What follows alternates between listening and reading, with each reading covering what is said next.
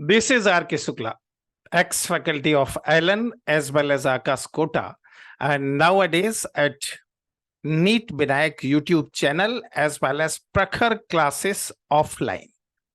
तो बच्चों, अभी हम बात कर रहे हैं बायोमोलिक्यूल के टेक्निकलिटी के बारे में, या ये जानने का प्रयास कर रहे हैं बायोमोलिक्यूल में जो भी कठिन कठिन चीजें उनको हम समझने का प्रयास कर रहे हैं। तो कल हमने बात किया था किसके बारे में? अमीनो एसिड के टाइप के बारे में, और आज हम बात करेंगे ड्यूटेराइन के बारे में, जिसको लेकर बच्चे बहुत परेशान हैं। और बहुत सारे बच्चों ने मुझसे क्वेश्चन पूछा है कि आखिर ड्यूटेराइन का मतलब क्या होता है। थोड़ा सा इसको जानने की जरूरत है। बच्चों, एक बात याद रखना, कोई ऐसा मॉलिक्यूल आपके पास है जिसके एक साइड में पॉजिटिव आयन है और दूसरे साइड में नेगेटिव आयन है।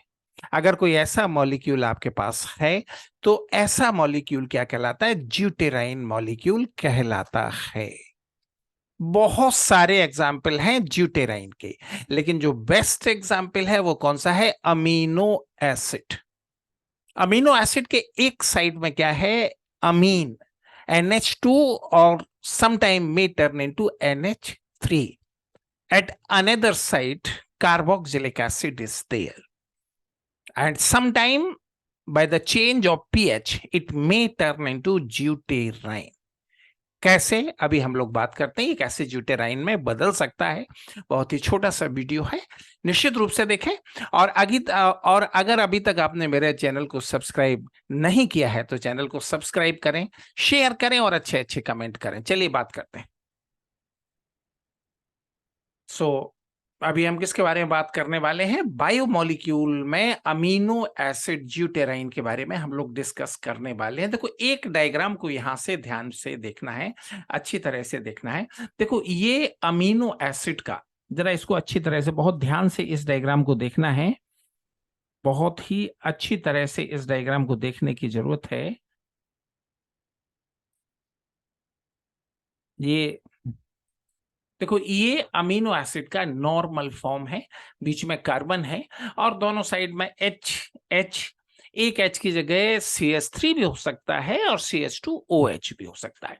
ये अमीन ग्रुप है NH2 और ये COOH, this is carboxylic acid. ठीक है, अब देखो, ये कार्बोक्सिलिक एसिड के ऑक्सीजन का एक हाइड्रोजन एक इलेक्ट्रॉन यहीं छोड़ दे। याद रखना, यहां पर donation of one electron is there. Hydrogen atom एक इलेक्ट्रॉन यहीं छोड़ दे और इसका इलेक्ट्रॉन का डोनेशन करने के बाद NH2 के साथ में शिफ्ट हो जाए। Got it my point? Shifting of H plus is there, and during this donation of one electron to carboxylic acid group is there। तो ये इस ऑक्सीजन को क्या करेगा? इलेक्ट्रॉन देगा और खुद NH2 के साथ में शिफ्ट हो जाएगा। अगर ऐसा चेंज होता है तो इसका फॉर्मूला क्या बनेगा? इसका फॉर्मूला बनेगा N, एक साइड में अब यहां पर NH2 के बजाय क्या हो जाएगा? NH3, और हाइड्रोजन इलेक्ट्रॉन को डोनेट करके आया है तो यहां पर क्या रहेगा? Positive side.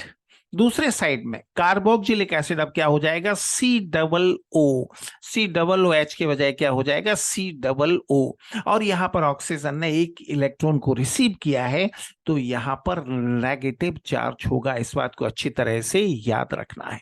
Such kind of molecule is called as deuterine. You have to keep in your brain, ऐसा जो मॉलिक्यूल है वो क्या कहलाता है? ड्यूटेराइन कहलाता है।